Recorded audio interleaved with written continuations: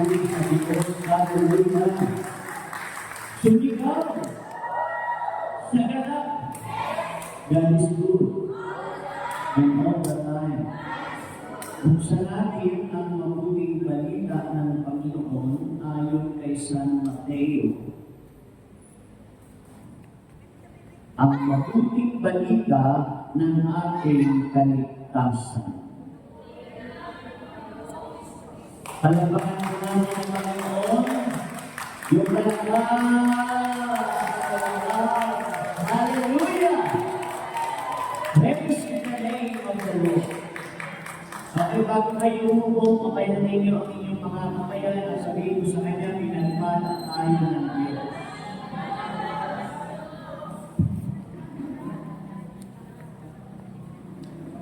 Okay, makakaupo na tayo sa presensya ng Diyos. Ang mensahe ng Panginoon, pinamagalan po namin itong pagiging handa sa pagdating ng Panginoon. Being ready for the coming of the Lord.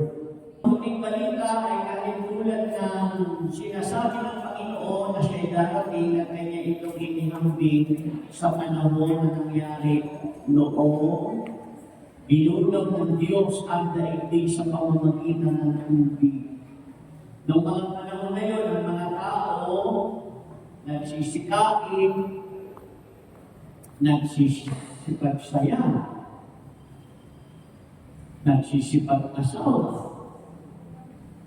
Maraming tao noong panahon na yun ang masyado silang abala sa mga bagay na hindi nakalulugod sa Diyos. Maging handa tayo sa pagdating ng Panginoon. Nakikinig po tayo, ang tungkol sa kahalagahan ng pagiging handa sa pagdating ng Panginoon Jesucristo ay ating pong lalapatan ng mga talata sa Biblia na nagbibigay naman ng diin sa pagiging mapagbantay. Sabihin niyo po, mapagbantay. Pangalawa, pananalangin. Pakiulit. Pangatlo, pagsunod sa kanyang mga utos. Pakiulit.